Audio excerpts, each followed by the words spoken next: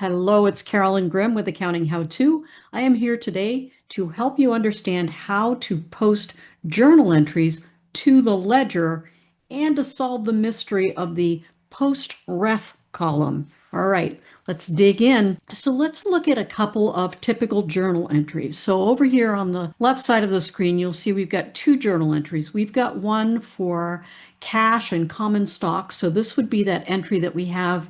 It says, the business owner invested money into the company in exchange for common stock. So that's a pretty typical one that we see in the first few chapters of accounting.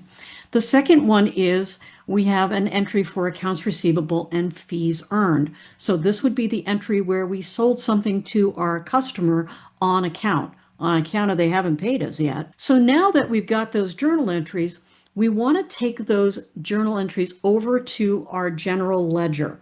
And that general ledger is all of the accounts that we use in our business to keep track of things. So this is from our chart of accounts. Now I've grabbed just the ones that we need to make this simple. So let's look at the first line in our cash account. So what we've got in that first line is we have the account name, cash, and then we have an account number. So every account in accounting can be numbered based on what type of account it is. So if it's an asset, that number is going to start with a 1. So for this company, our cash account is number 11, so 11. We also have accounts receivable, which is an asset. So it's going to start with an account number 1. And for this account, it is account number 12. Our equity accounts are going to start with a 3. So we've got a common stock account. It's 31 because it's a equity account, so it starts with the 3. And then we have fees earned. So fees earned is our revenue account.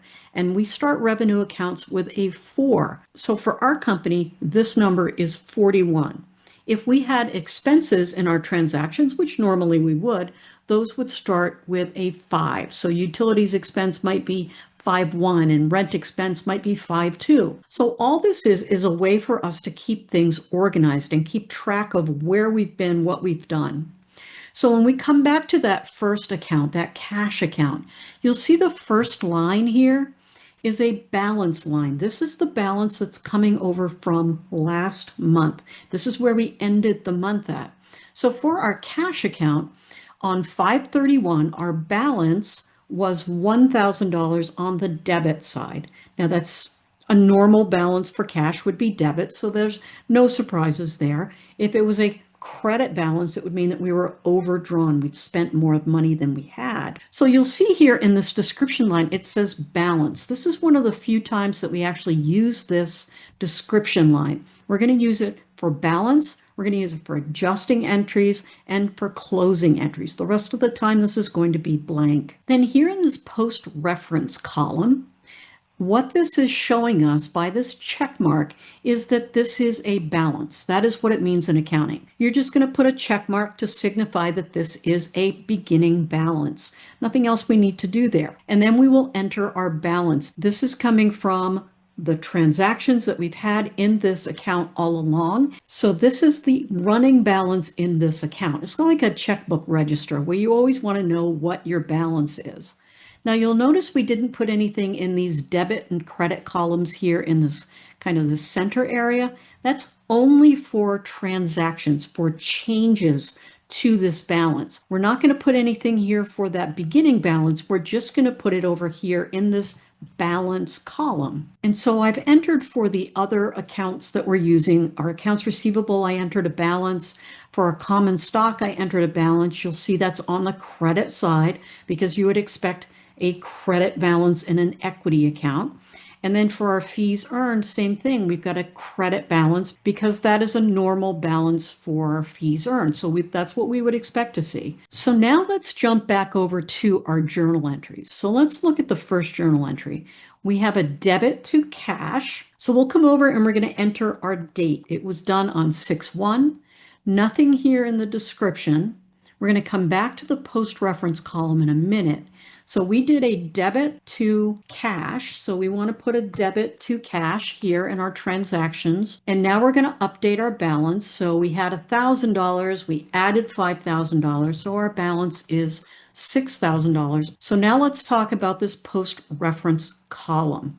When we're going through pages and pages and pages of journal entries, and we're going through all of these transactions in our ledger, we want to be able to tie those two things back together. So we do that with this post-reference column. Now, this is old school accounting. We're never going to do this in new school accounting when we're using accounting software. So what we want here is we want the page number that this journal entry is on. So if we come back here, we have page 121. This is the page number of our journal entries. So when you finish one page of journal entries, you fill it up, you're going to go to the next one. You're going to go to the next one. So we could have 10,532 journal pages, and we might be looking for this one transaction. This narrows it down for us. So we know that if we want to look at this transaction altogether, we're going to go to journal page number 121. Then over here in our general journal, we want to record what account we posted this in, because we want to be able to cross-reference things here.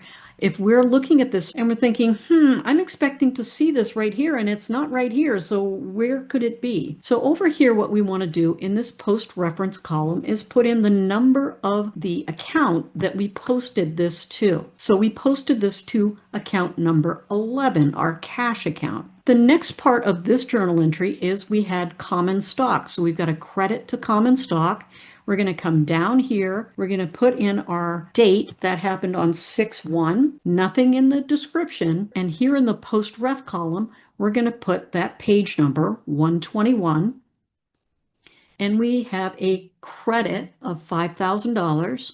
We take a credit of $5,000, add that to our balance, and we now have a credit balance of $20,000. Over here on our journal entry side, we're going to put in that we posted that to account number 31. So let's do another one. We've got accounts receivable. We are debiting it by $1,000. So we're going to come over here, we're going to put in our date, and this happened on 6/5. Nothing in the description column because it is not a beginning balance, it's not an adjusting entry, it's not a closing entry. So we're not going to put anything in there. So here we're taking this from page number 121 in our journal. And if we come back to our journal entry, we are debiting accounts receivable by $1,000. So we're going to pop that here in our debit column. And then we're going to update our balance. So we had a $4,000 debit balance. We're increasing that with a $1,000 debit. So now we're at $5,000 for our balance. Over here in the journal entry, we're going to say, okay, great. We put that in number 12. And then for our fees earned, we're going to do the same thing. We're going to come down here. We're going to enter our date. We are taking this from page 121 in the journal. And let's see what we did. We have a credit to fees earned because fees earned is a revenue account. We increased it, has a normal credit balance. So we increase it on the credit side. So we're going to increase this by $1,000. So where are we getting this transaction from? It's coming from page 121 of our journal. Is it a debit or a credit? It is a credit of $1,000. We currently have a balance of $10,000 on the credit side and $1,000 to increase it. We now have a balance of $11,000. Come back over here. Where did we post it? We posted it in account number 41. So this is all about checks and balances, making sure that we can find those transactions if we have questions about them, and making sure that everything gets posted and all of those balances get updated. So that is posting to a journal and what to do with that weird post-ref column. I hope that was helpful. I will see you in the next video. Have a great day.